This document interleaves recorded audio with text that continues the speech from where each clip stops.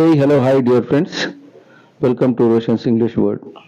ఇవాల్టి ఈ వీడియోలో మనము పార్ట్స్ ఆఫ్ స్పీచ్లో చివరిదైనటువంటి ఇంటర్జెక్షన్ గురించి తెలుసుకోబోతున్నాం.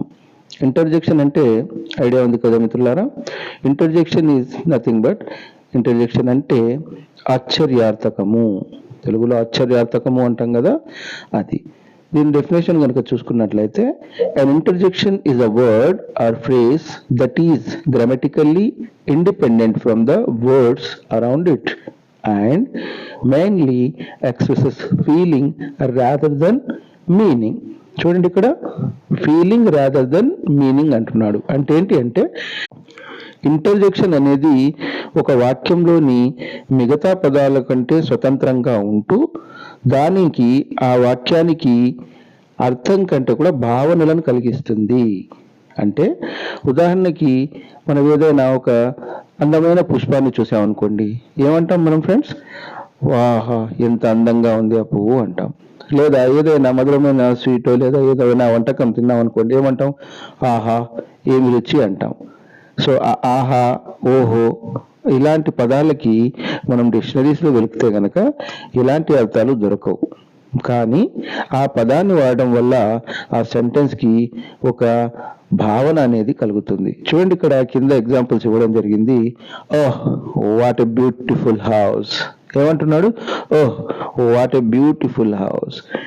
ఇక్కడ వాట్ అనేది మనం క్వశ్చన్కి వాడతాం. ఓ కనుక లేకపోతే వాట్ ఏ బ్యూటిఫుల్ హౌస్ అంటే ఏంటి, అందమైన ఇల్లు అని అర్థం వస్తుంది, అర్థరహితంగా కూడా అవుతుంది.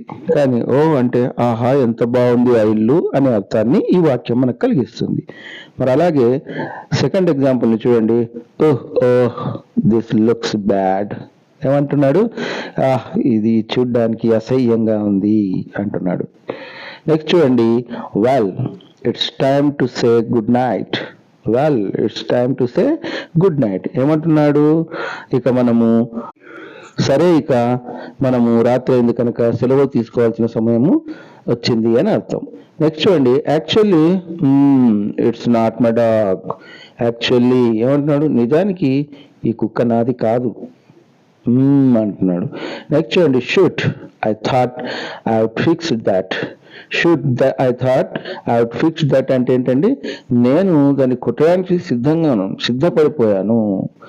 Next, I cannot believe I lost the key. నా తలంచెయ్యి పోయిందా, నేను నమ్మలేకపోతున్నానే అని ఇక్కడ ఆశ్చర్యాన్ని ప్రకటిస్తున్నాం. మరి తెలుగులో చాలా పదాలు ఉన్నాయి కదండి.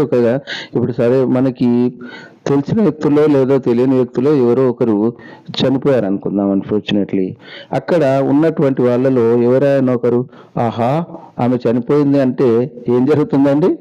అతన్ని కూడా పట్టుకుని చావబోతారు. మరి అక్కడ మనం ఏమంటాం? అయ్యో అయ్యో పాపం, చనిపోయిందా. పాపం అనే దానికి అర్థం ఉందండి. అయ్యో అనే దానికి అబ్బా నిద్రపోతూనే ఏమంటాం మనం? అబ్బా అంటాం. మరి అలాగే ఏదైనా ధర ఎక్కువగా ఉందనుకోండి, అబ్బా ఏం రేట్ ఇది, అబ్బా ఎంత ఎండగా ఉంది అంటుంటాం కదా. అలాంటి వాటిని మనము ఇంటర్జెక్షన్ అని అంటాం. ఇది చిన్న టాపిక్. దీన్ని మనము ఆశ్చర్యార్థకమైనటువంటి ఎక్స్క్లమేటరీ మార్క్ అంటాం కదండి. ఆశ్చర్యార్థక చిహ్నాన్ని వాడి వీటిని మనము వాక్యంలో గుర్తిస్తాం.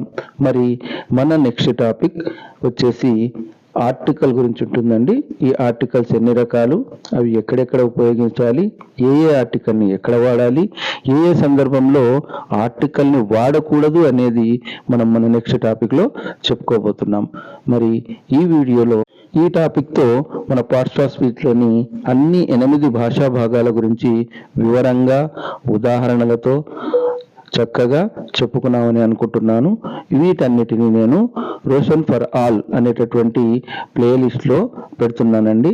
మొత్తంగా అన్ని భాషా భాగాలు మీకు ఆ ప్లేలిస్ట్లో దొరుకుతాయి. మీకు ఈ వీడియో కనుక నచ్చినట్లయితే like, share and subscribe yours Roshan's English channel. Until then, goodbye.